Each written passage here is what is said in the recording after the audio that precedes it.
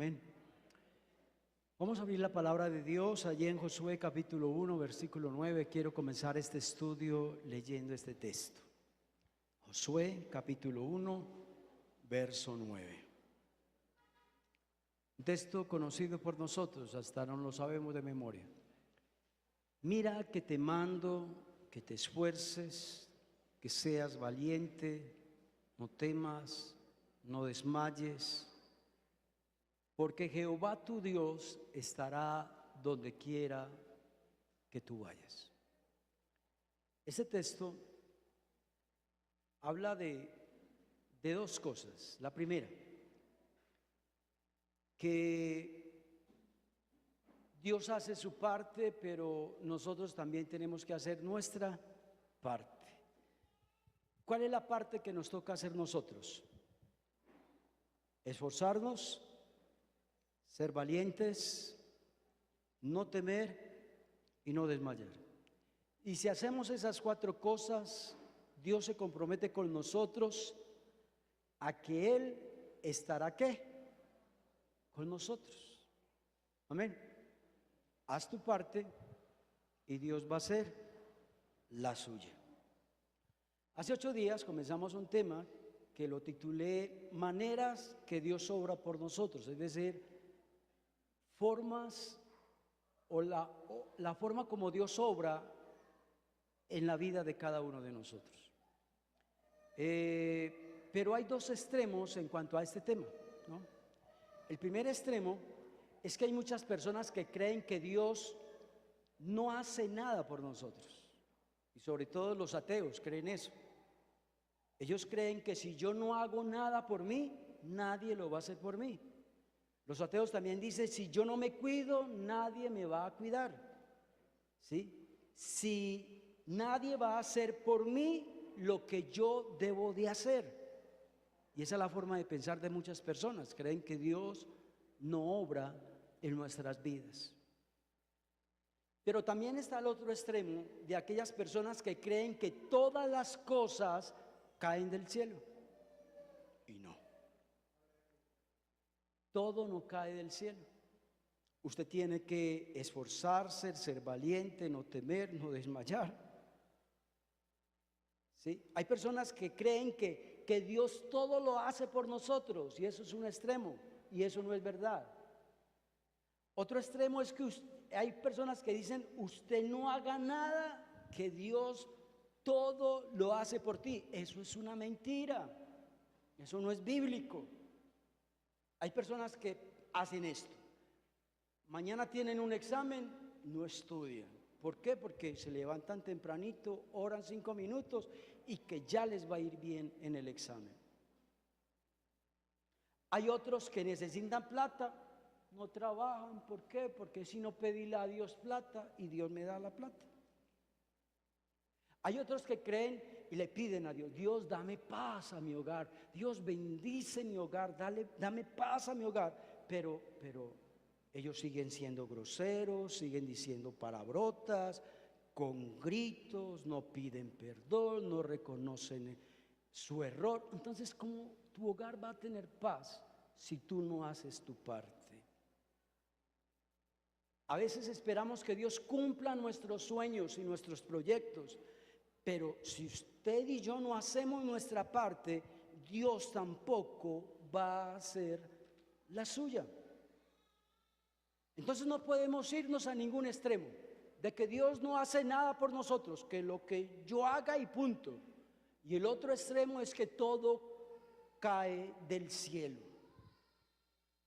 El propósito de este estudio, hermanos, es darnos cuenta de que Dios obra de una manera especial en algunos casos, en algunas cosas puntuales, en algunas cosas precisas, ¿sí?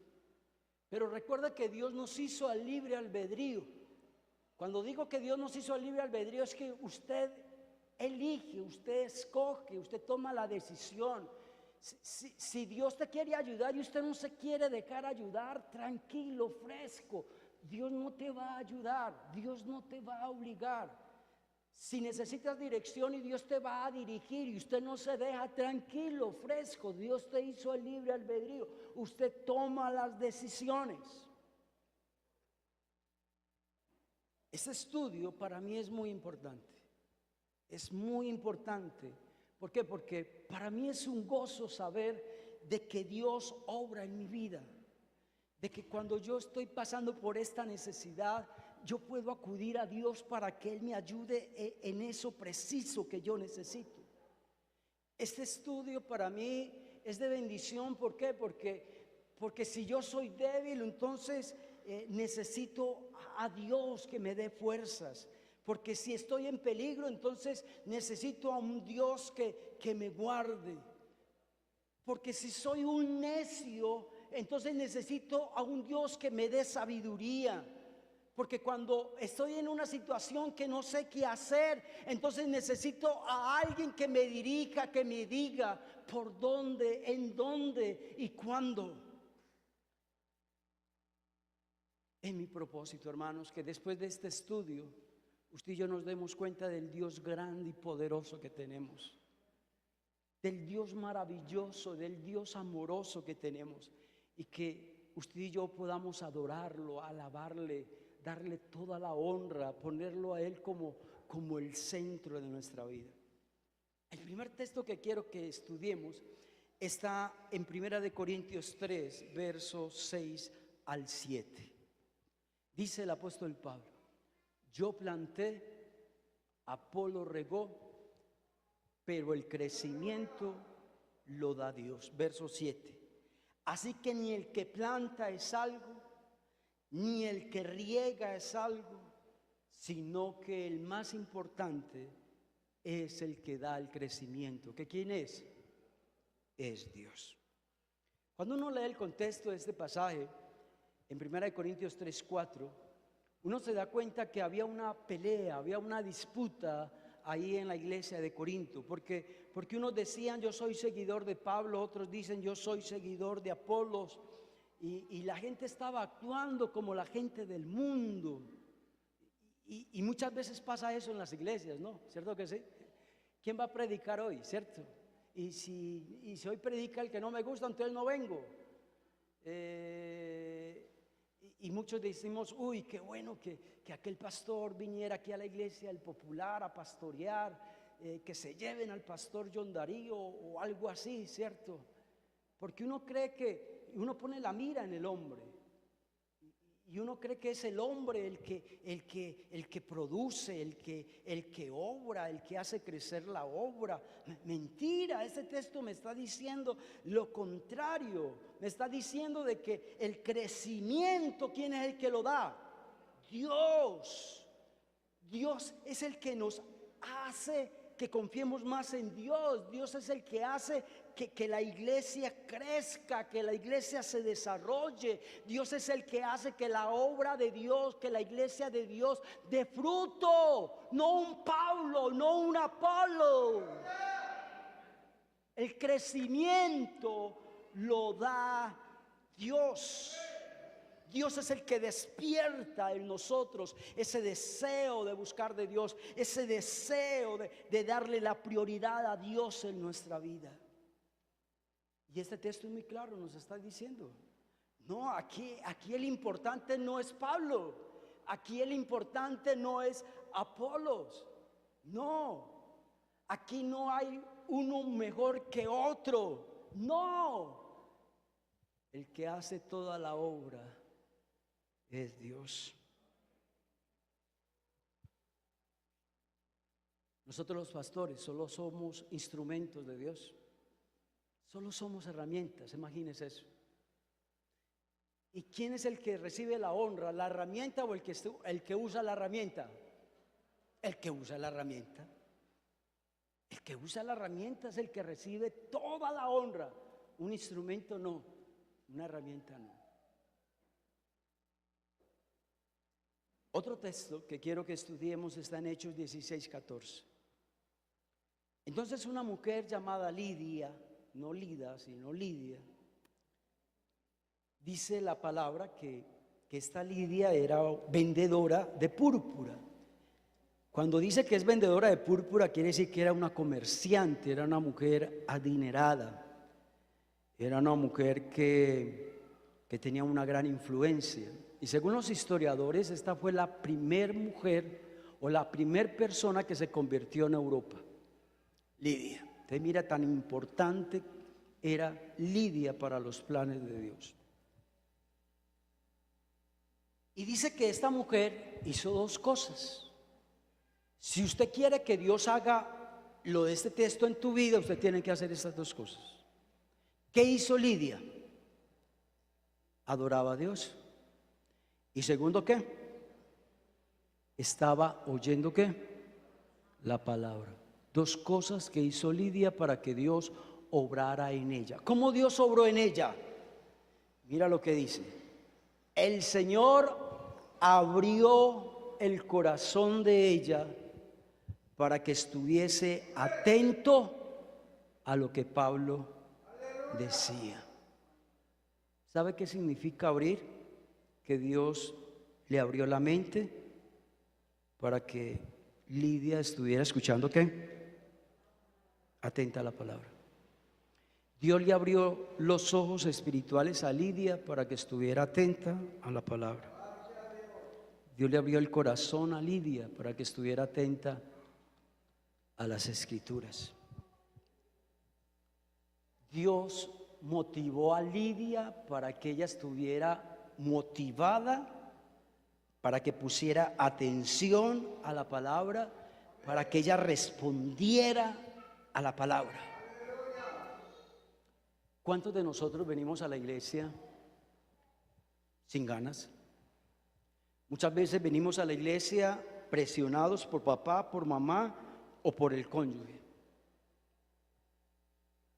Y de pronto sentimos como una pesadez. No tengo ganas de hoy escuchar nada.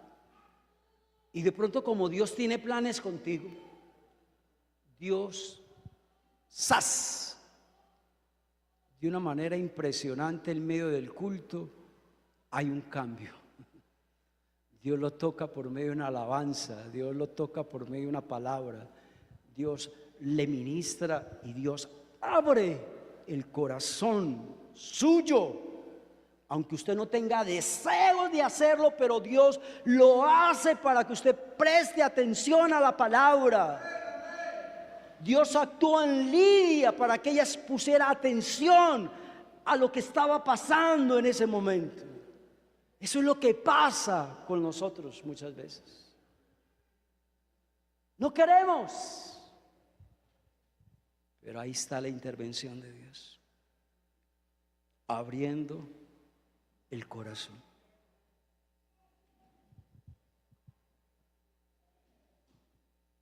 Este texto es muy importante para nosotros como padre de familia, para uno como líder, como pastor, es muy importante este texto, porque todo el trabajo no está en uno. Aquí hay un trabajo muy importante que hace Dios en la vida de las personas. Amén, hermanos. El tercer texto está en Habacuc 3, versículo 1 y 2. Oración del profeta Habacuc sobre Sigionoth. Y dijo así el profeta, verso 2: Oh Jehová, he oído tu palabra y temí. Oh Jehová. Y mira, este hombre la saca del estadio con esa frase: aviva tu obra en medio de los tiempos. El libro de Habacuc es un libro muy lindo en la Biblia. Solo son 3 capítulos. Usted en menos de media hora lo lee. Les motivo a hacerlo. El profeta Habacuc estaba pasando por una situación muy dura, muy difícil, porque el pueblo de Israel, el pueblo de Dios, se había olvidado de Dios. El pueblo de Dios le había dado la espalda a Dios. Las naciones paganas estaban rendidas al pecado y no le tenían a Dios. Pero lo más trágico del libro era que que hay una sentencia de juicio contra el pueblo de Israel por haberse olvidado de Dios. Entonces eso tenía agobiado al profeta Habacuc. Y por eso Habacuc, de lo más profundo de su corazón, saca esta frase y dice: Señor, te lo suplico, te pido, oh Dios, oro, clamo a ti, oh Dios, para que avives tu obra en medio de los tiempos. ¿Sabe qué es avivar? Avivar en hebreo significa revivir. ¿Y sabe qué es revivir? Volver a la vida después de morir. ¿Cuántas iglesias están muertas?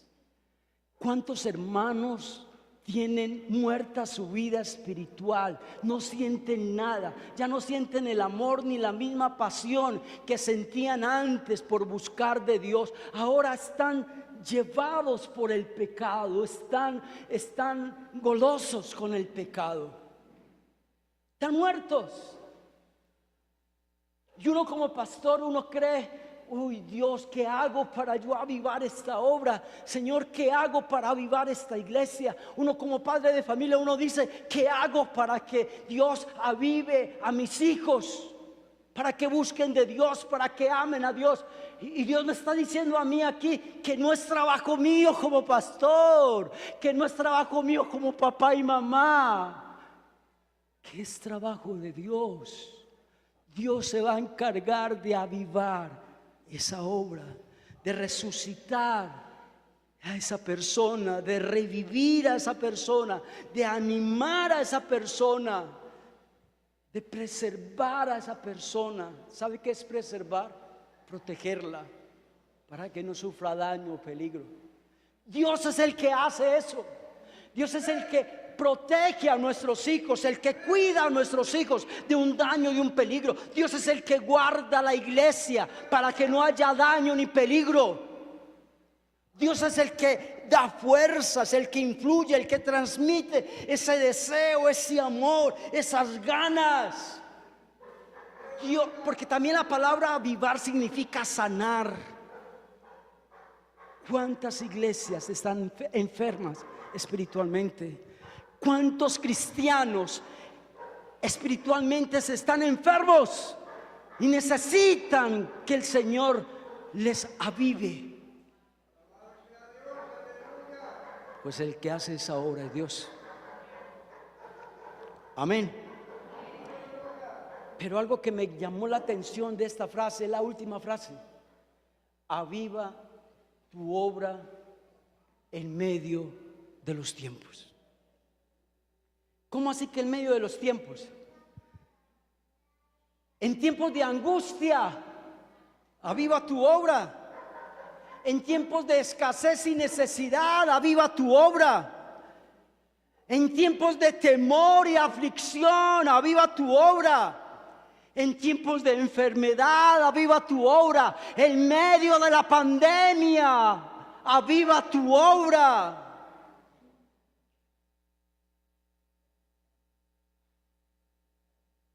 Esa obra la hace Dios. Usted por más que ore, usted por más que se afane, usted por más que se preocupe, usted no va a poder avivar a nadie. Eso no está en nosotros. El único que lo puede hacer es Dios. ¿Cuánto le dan gloria a Dios? ¿Usted cree que Dios merece un aplauso, hermanos?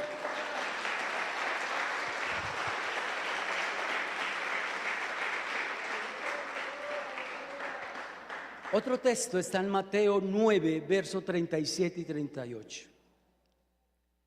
Entonces dijo Jesús a sus discípulos.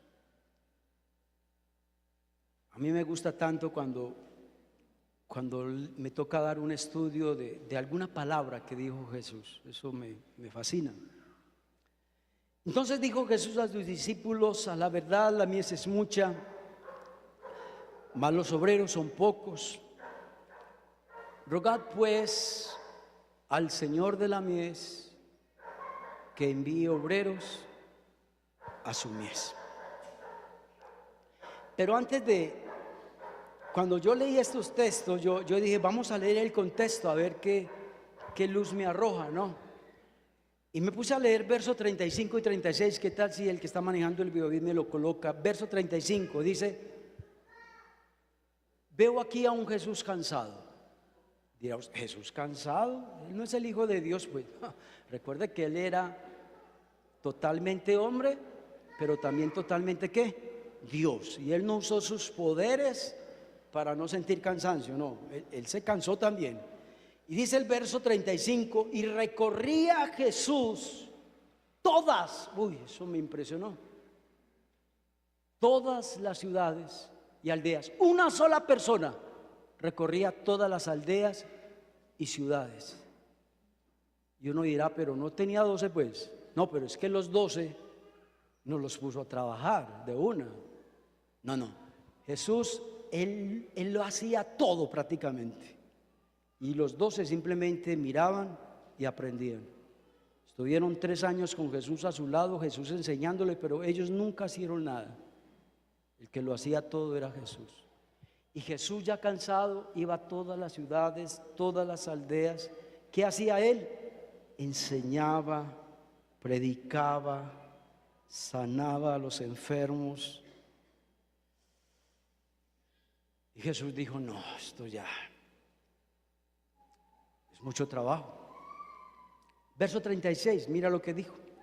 Y al ver las multitudes, Jesús tuvo compasión de ellas, porque veía a las multitudes como desamparadas, dispersas, confundidas, agobiadas, como ovejas que no tenían pastor. Y entonces Jesús sale con el verso 37 y 38. ¿Qué tal si nos lo volvemos a colocar? El verso 37 y 38. Entonces Jesús, al ver todo eso, dijo: a la verdad, el trabajo en el Señor es mucho, los obreros son pocos. Y el Señor nos dio este texto a nosotros los pastores. Nos dijo: rogad al Señor de la mies que envíe obreros a su mies. A veces el trabajo del pastorado es muy duro. Hay mucho que hacer. A uno a veces no le alcanza el tiempo.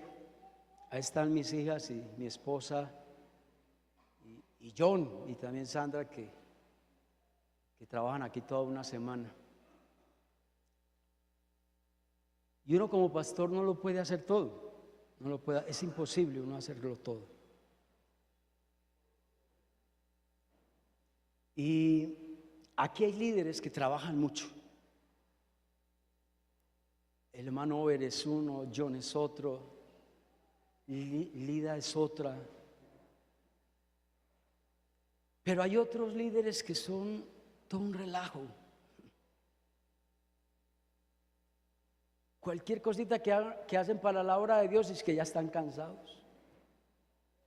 Cualquier cosita que hacen para la obra de Dios ya es que van a renunciar, que porque eso es mucho trabajo. Y aquí el Señor dijo: la obra de Dios es grande, demanda mucho trabajo, demanda de muchos obreros. Pero la realidad es que la obra de Dios es mucha, los obreros son pocos. Pero Dios nos da una clave acá, nos está diciendo: rueguen, oren, clamen al Señor de la mies que envíe obreros a su mies. El miércoles, cuando me enteré lo de Johan, yo dije, sas, me dio mucho dolor, porque pues uno como pastor no desea eso, y más un joven nacido en el Evangelio y un joven tan sano. Y fuera de eso, el trabajo que él hace acá en la iglesia era fundamental, ¿cierto? Y yo decía, ¿y ahora qué? ¿Cierto? ¿Y ahora quién lo va a reemplazar?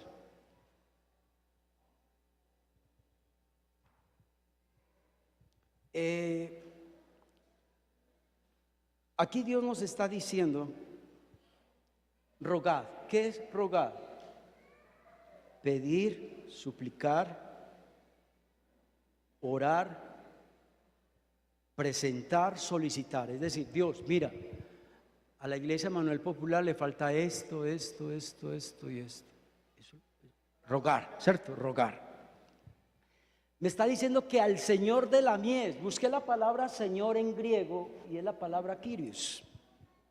Yo creo que ustedes han escuchado esa palabra Kyrios, ¿cierto? Y la palabra Kyrios significa que Dios es el que tiene la autoridad de la obra. Dios es el que gobierna la obra, es decir, el que gobierna la iglesia es Dios. El que controla la iglesia es Dios. El soberano de la iglesia es Dios. El amo de la iglesia es Dios. El dueño de la iglesia es Dios. Hay pastores que se creen amos y señores de la obra. No, señor. Nosotros los pastores estamos de paso. Hoy estamos aquí, mañana estamos en otro lugar. Pero los pastores no son los dueños de la obra, ni los señores de la mies. El Señor de la mies es Dios. El Kyrios de la iglesia es Dios. El gobernante de la iglesia es Dios.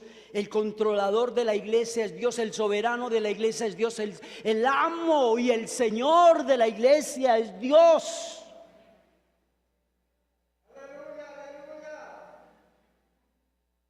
¿Listo? Si Dios es el Señor de la iglesia, entonces todo lo que usted vea que le hace falta a la iglesia, pídaselo.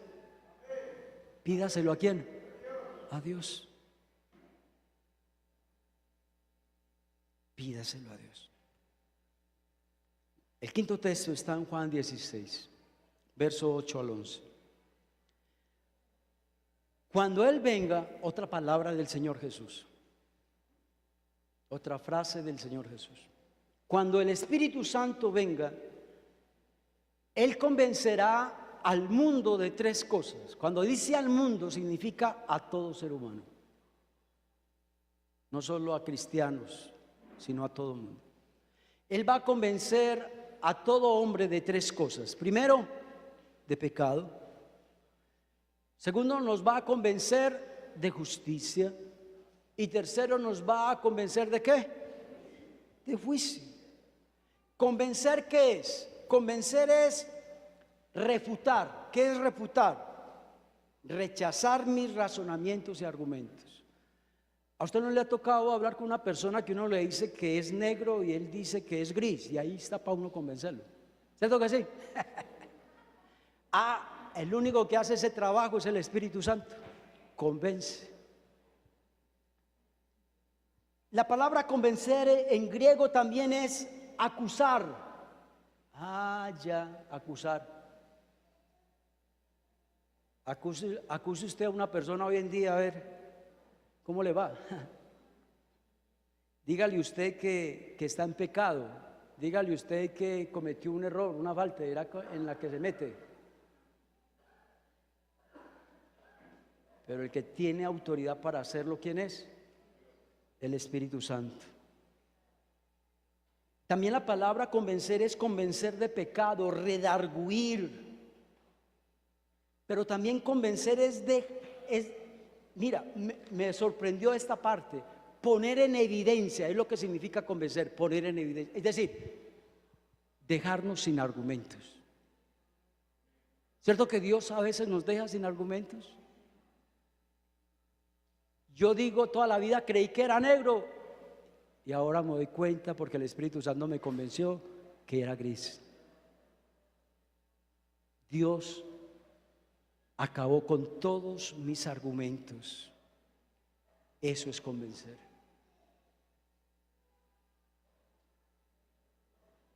De pecado, no quiero extenderme ahí porque todos sabemos que es pecado. Entonces el Espíritu Santo nos convencerá ¿de qué? De pecado. Nos va a decir, sí, mijo, la embarraste, sí, mijo, cometiste un error, sí, mijo, y usted razona con Dios y el que gana ahí es Dios. Y el que gana es Dios. ¿Listo? Pero quiero que profundicemos en esa palabra injusticia. Entonces, el Espíritu Santo nos convence de pecado, pero nos convence ¿de qué? De justicia. Justicia en griego significa recto, justo, bueno, lo que es agradable a Dios. El Espíritu Santo nos convence que es lo recto, que es lo justo y que es lo bueno. ¿A usted no le ha pasado que yo le digo a una persona, mira, esto es malo, esto no te va a ir bien, esto no te conviene? Y la persona dice, no. Yo creo que a todos nos ha pasado eso, ¿cierto que sea? A los papás, ¿nos ha pasado o no? Los que tenemos hijos. El que es líder de jóvenes, ¿le ha pasado? Líder de adolescentes. ¿El que es maestro de escuela dominical le ha pasado? Sí, nos ha pasado. Decimos que esto es bueno, que esto es justo, que esto es recto, que esto es lo que le agrada a Dios. No.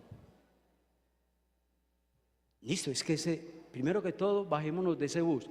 Es que ese no es trabajo mío como pastor.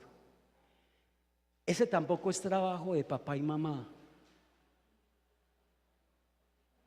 Eso es trabajo ¿de quién? De Dios.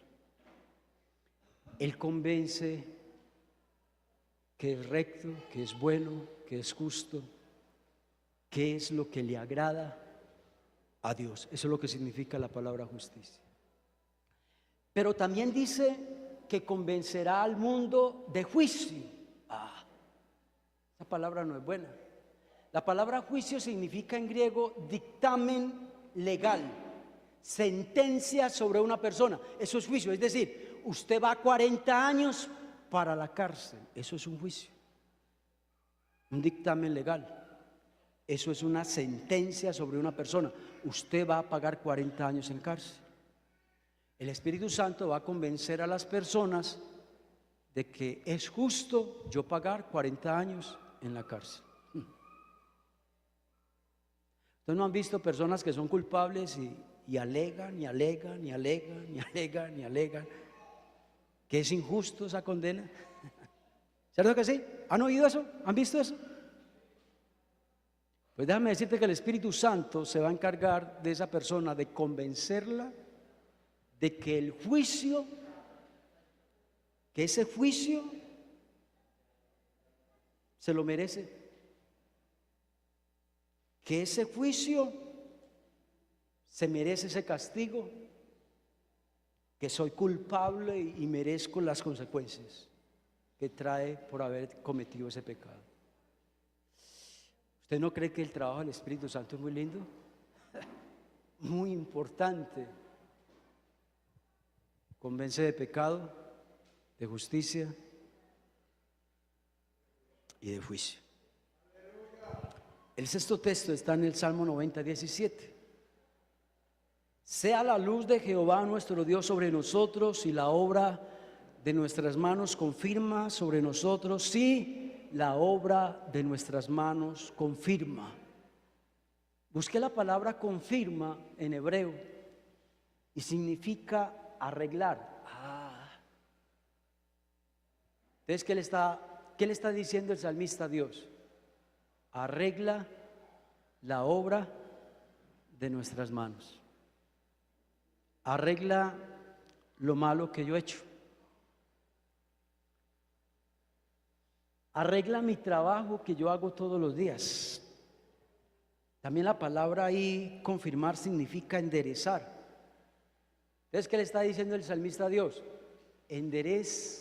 Dios, enderezca mi trabajo.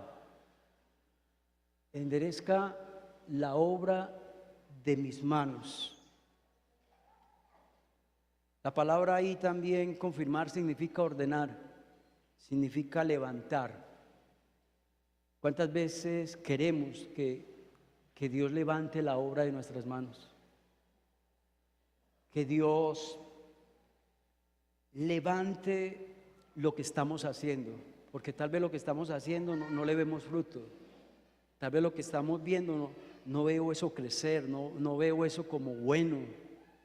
Entonces necesitamos a Dios que nos levante, que nos prospere la obra de nuestras manos, que restaure la obra de nuestras manos, que provea para la obra de nuestras manos. Eso es confirmar, confirma la obra de nuestras manos. Provea. Ahora con tanta carestía que hay, con tanto desempleo que hay, es importante que usted y yo le digamos hoy a Dios: Dios, confirma, Dios, la obra de nuestras manos. Dirija la obra de mis manos. Dios, que mis proyectos se cumplan, que mis sueños se realicen. Eso significa: confirma la obra de mis manos. ¿No le parece lindo lo que hace Dios? Cosas que usted y yo no podemos hacer, pero Él sí las hace. Y el último texto está en Lucas 12, del 11 al 12. Ya con esto terminamos. Otra palabra del Señor Jesús.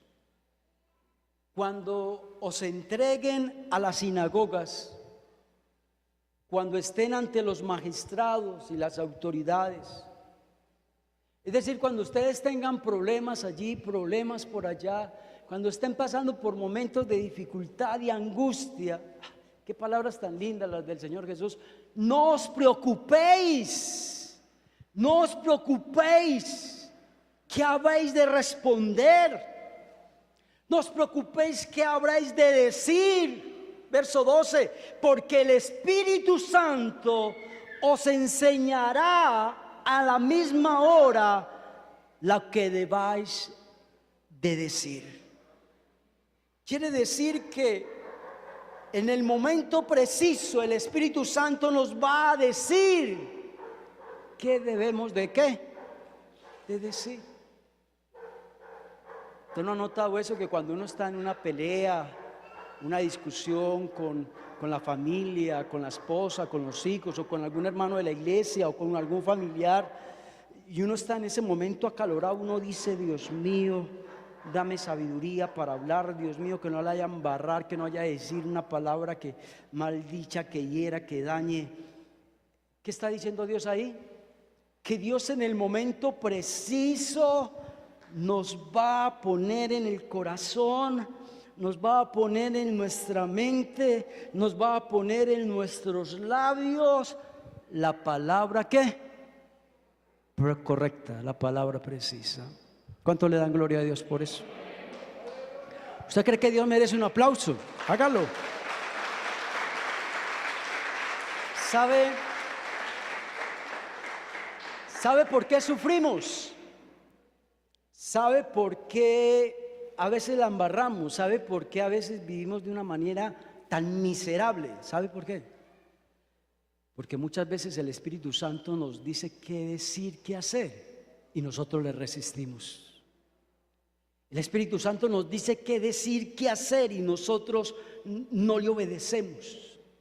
Muchas veces el Espíritu Santo nos dice por dónde caminar, nos quiere ayudar, nos quiere proveer, nos quiere guiar, y nosotros no nos dejamos. Por eso es que vivimos tan miserables, y por eso es que la embarramos cada momento. Pero nosotros tenemos la ayuda ahí al lado y no le hacemos caso. No le hacemos caso. Dios, gracias por tu palabra. Gracias, Dios, porque esta palabra desde ayer esta palabra me tocó, me ministró.